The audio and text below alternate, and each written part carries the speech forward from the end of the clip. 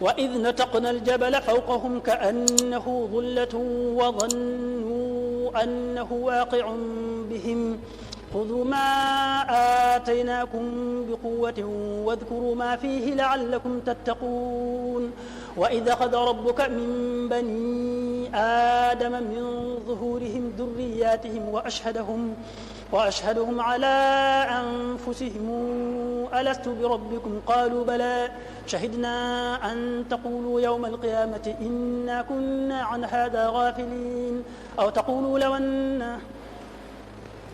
أو تقولوا إنما أشرك آباؤنا من قبل وكنا ذرية من بعدهم أفتهلكنا بما فعل المبطلون وكذلك نفصل الآيات ولعلهم يرجعون واتل عليهم نبأ الذي آتيناه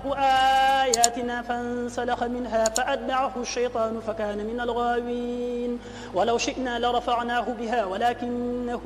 أخلد إلى الأرض واتبع هواه ومثله كمثل الكلب إن تحمل عليه يلهث أو تتركه يلهث ذلك مثل القوم الذين كذبوا بآياتنا فاقصص القصص لعلهم يتفكرون ساء مثلا القوم الذين كذبوا بآياتنا وأنفسهم كانوا يظلمون من يهد الله فهو المهتدي ومن يضلل فأولئك هم الخاسرون ولقد ذرأنا لجهنم كثيرا من الجن والإنس لهم قلوب لا يفقهون بها ولهم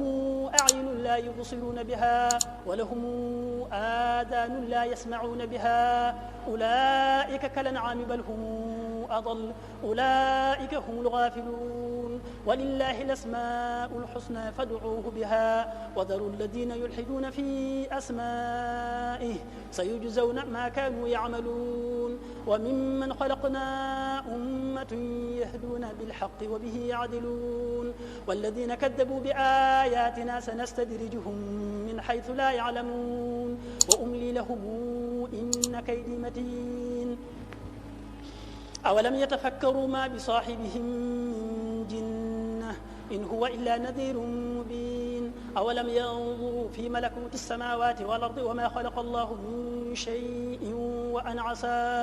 وأن عسى أن يكون قد اقترب أجلهم فبأي حديث بعده يؤمنون من يضلل الله فلا هادي له ونذرهم في طغيانهم يعمهون يسألونك عن الساعة أيان مرساها قل إنما علمها عند ربي لا يجليها لوقتها إلا هو ثقلت في السماوات والأرض لا تأتيكم إلا بغتة يسألونك كأنك حفي عنها قل إنما علمها عند الله ولكن أكثر الناس لا يعلمون